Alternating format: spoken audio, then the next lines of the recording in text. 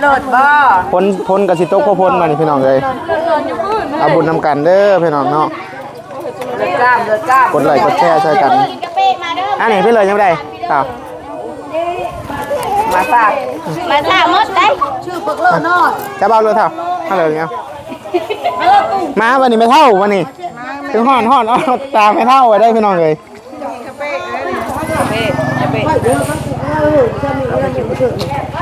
เอาไปจุด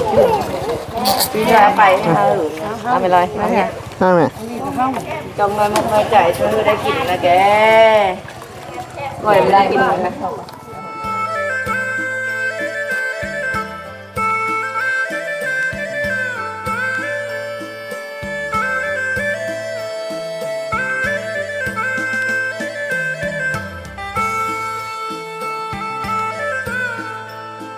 สบายดี FC เบิร์ดสุขุทุกคนเนาะมื่อนี้เฮ็ดข้าวปองพี่น้องเนาะเฮ็ดข้าวปองคือเมื่อวานนี้ไปซื้อของไว้พี่น้องตอนนี้กำลังตั้งหม้อเนาะกำลังต้มน้ำซุปพี่น้องต้มน้ำซุปแล้วก็หาชาวบ้านเพิ่นมาช่วยเอ็ดลูกศิษย์แน่พี่น้องเนาะตอนนี้อยู่ทางพี่กะเพิ่นกำลังตอกเฮือนตอกซ่านนี่เนาะแต่เช้าๆพี่น้องให้เดินนำหอดกดเลยน้ำซุปกำลังเดือดพี่น้องเนาะถ้าอ่อนๆไปแหละเดี๋ยวสิแบ่งไปพักเซ่ในพี่น้องเฮ็ดช่องหมอเนาะเพราะว่าช่องหมอใหญ่อัดเลยเมื่อคืนนี่กับฝนตกลงมาอีกพี่น้องเนาะตะพังเจือนหนทางขาดพี่พักเซ่เพิ่นกำลังเฮ็ดเฮือนทำเหมือนกับพ่อบ้านแน่พี่น้องเนาะเขาสิข้ามไปภาคพุ่นแน่พี่น้องข้ามพักเซ่พุ่นแน่แล้วก็อยู่ภาคพี่หมอนึงพี่น้องมื้อนี้เดี๋ยวเป็นยังไงกะเดี๋ยว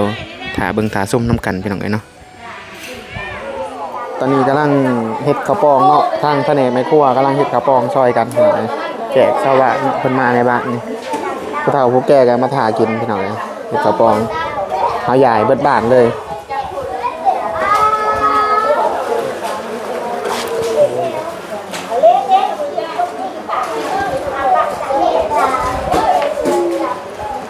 จัดแถวเลยพี่น้องทางนี้เล็กน้อยจัดแถวเนาะกระป๋องกระสอบหนึ่งพี่น้องเลยเนาะสอบหนึ่งเห็นผู้ใดที่กดไลค์กดแชร์ให้ก็ขอให้ได้บุญหลายๆเด้อพี่น้องเลยเนาะอันนี้คือแจกกระป๋องน้ำท่วมอยู่ซามบุรีเนาะแจกให้ชาวบ้านให้ต้องกินพี่น้องเลยผู้ใดที่กดแชร์ก็ขอให้ได้บุญหลายๆผู้ใดที่ขอให้กดไลค์ก็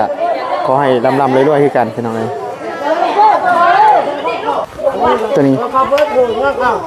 เฮ็ดเงินบ่ให้เอาเป็นถ้วยไปยังตักสิถ้วยเอาเป็นถ้วยเอาไปถึงถ้วยเงาไปเอากันเลยข้างนี้เลยไม่ขู่ข้างไว้เลยฮะเต่านะ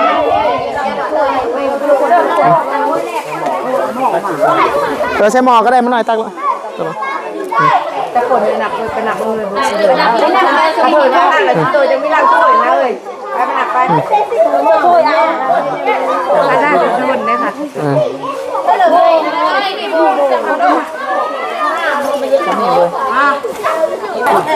สวยกันตาลาคุตีสเปนนี่รู้ได้เลยมาพ่อกับบวงเนื้อครับจับเอาเลยเด้อบวงนี่บรรยากาศเอาเลยเด้อจับเอาเลยนี่ปรุงแล้วเด้อนี่ลูกเอ็นเย็นแข็งเลยฮัลโหลผู้เฒ่าทางนั้นได้แล้วบ่ปั่นกันเด้อ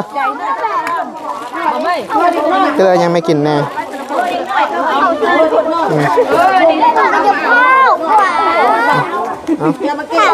เอาก้อนนี้เอาเลยจับเอาเลยลูก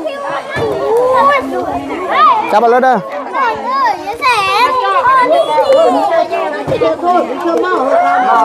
นี่นะ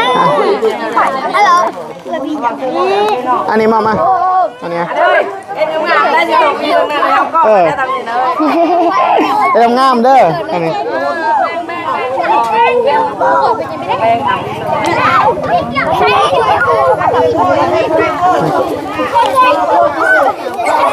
อันนี้เท่าจับเอาจะชิงกันลูกจะชิงกันจับเอาลวกกันได้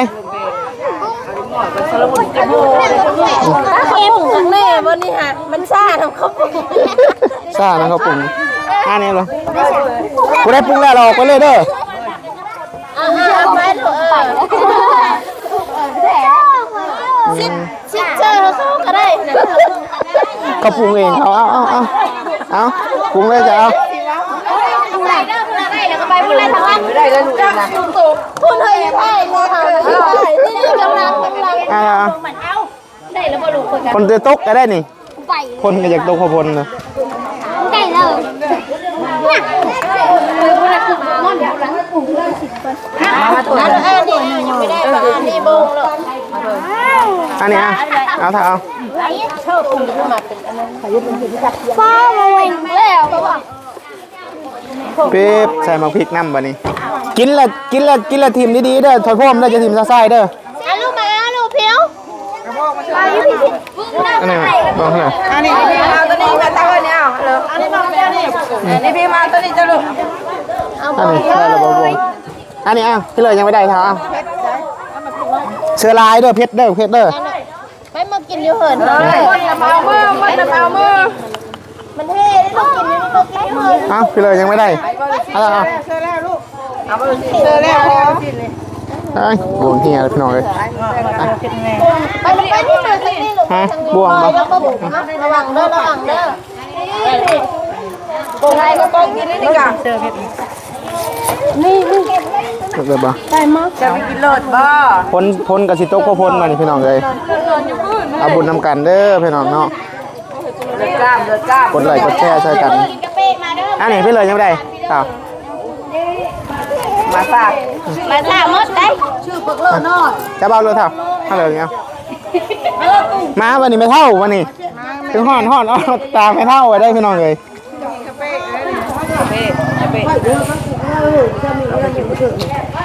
เอามาจุด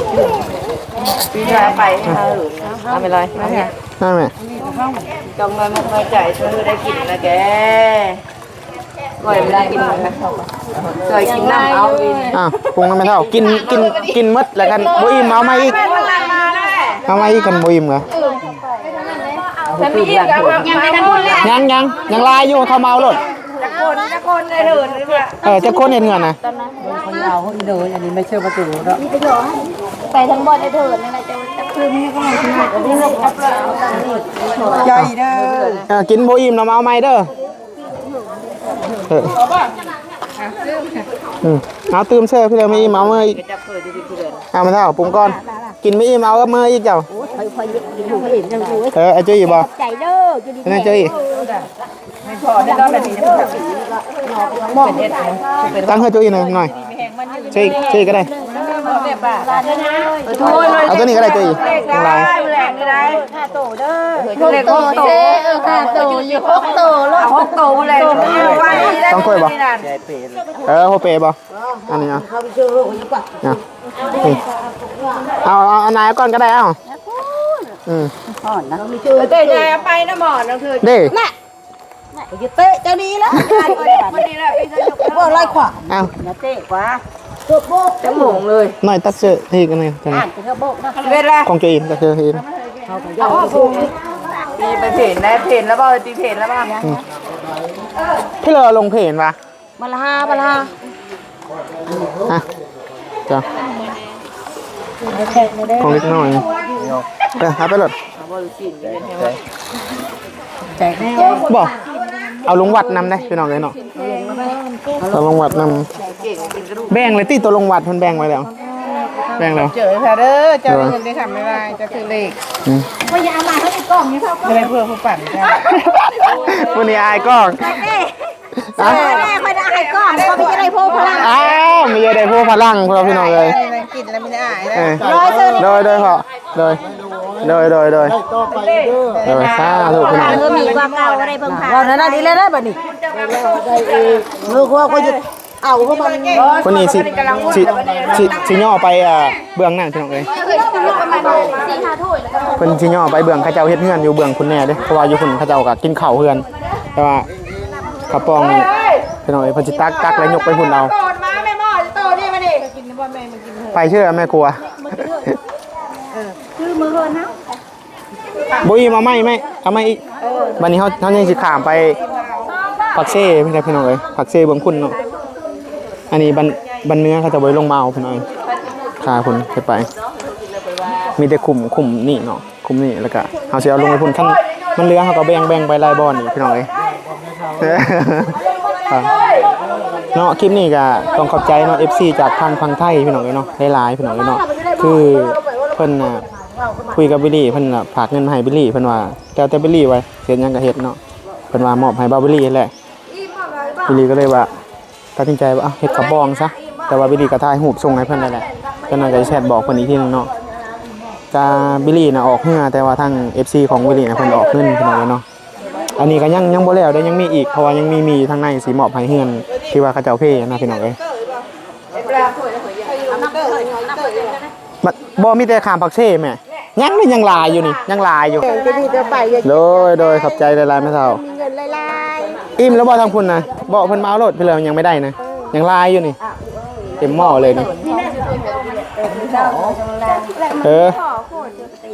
โอ้ยยังเรือลายอยู่พุ่นพ่อจะดอกเรือลายอีก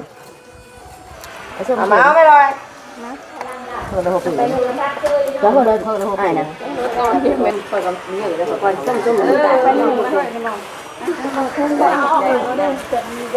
รับดีเด้อ